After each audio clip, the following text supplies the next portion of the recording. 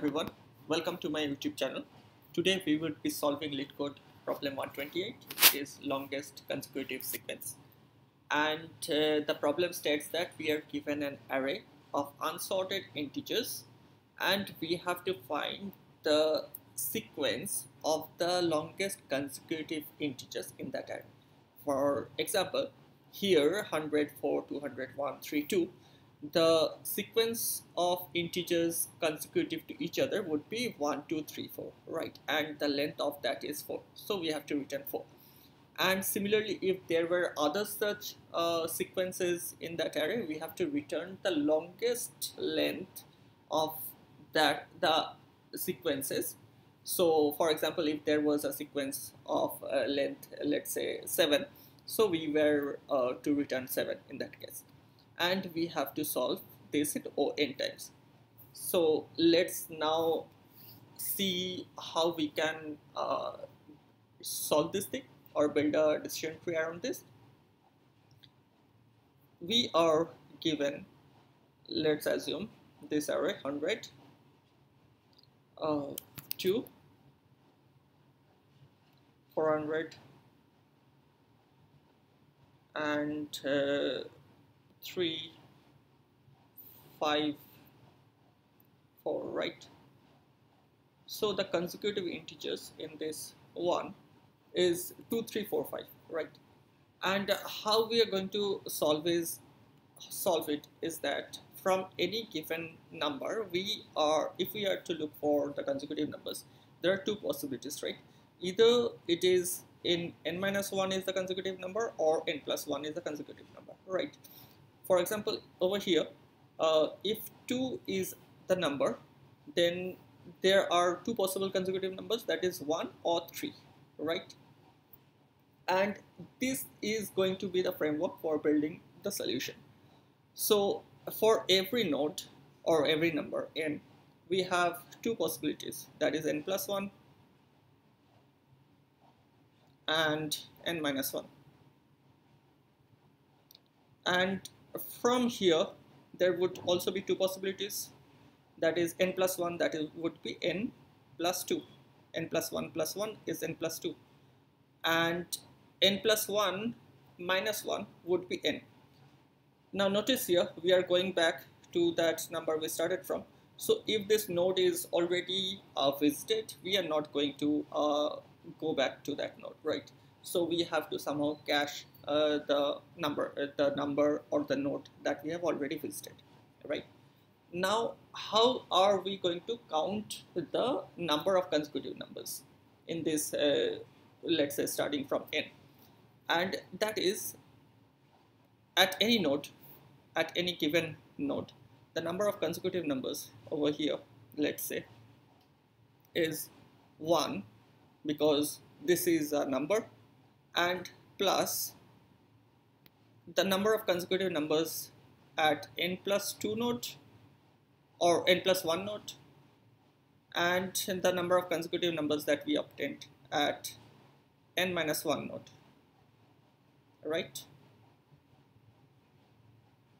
Now let's see over here, if n+2 is there, if for n, if n+1 and n+2, for example, over here for 2 there is 3 and 4.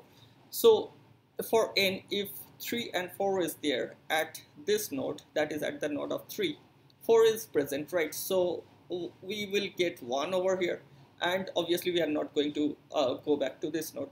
So over here it is going to be 0. So how many consecutive numbers we got at this node? That is 2, right?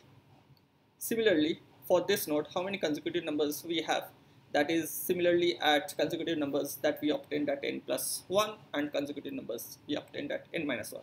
Since there is no 1 present for this number 2, so this is going to be 0.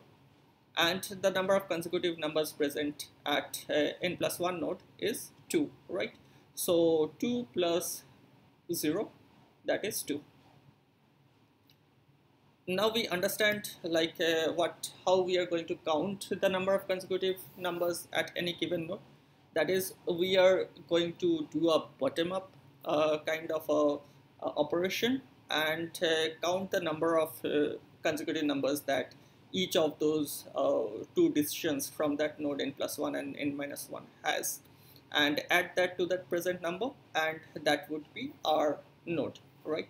So this example that we built was for 2, 3, 4, and assuming there is 5, so we would have one more, and it would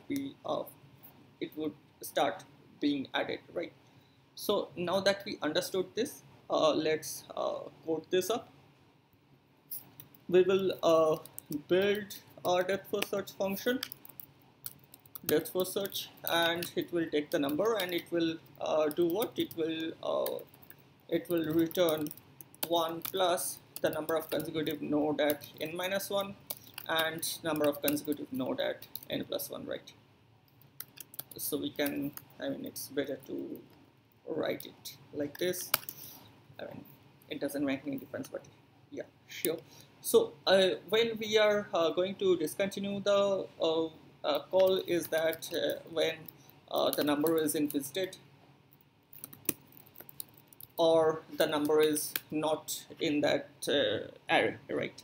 So we will come back to that, but for now it's that if number is invisited, we are to return 0 because we are not going to count that or continue from there, and we are to add to that visited the present number. So obviously, since we are adding, I mean, visited is a set, so let's make it a set, and these numbers, the list that we are supplied with, there could be duplicates, right? So we have to eliminate the duplicates. So one way to do that is like build another set and fill that up with the numbers from this array, and so the duplicates will be removed. So for num in numbers set dot add num, right? So now set has those numbers. So again, when are we going to return 0 is when number is visited, or this number is not in set, right? So in either of those cases, we are going to return 0. Great. Now what's next is that we will, since we are calculating the longest consecutive sequence, we will have a longest variable to hold that value, and we are going to iterate through all the numbers in this set, right? And we are going to call this function depth first search with the number, and what this will return is the number of consecutive numbers that we got for this particular number, right? And since we are calculating the largest, we will just get the maximum value of largest and this thing, and we will just return the largest, right? So this is the code, and let's run this and see if there is any syntax error or anything. And we have sorry, it's longest,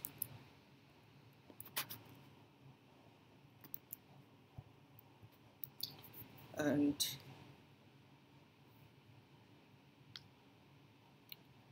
we are having some n. Okay, so it is num,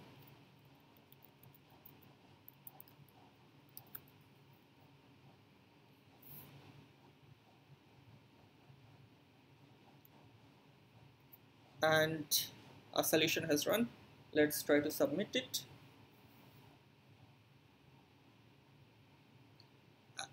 And we have solved the problem.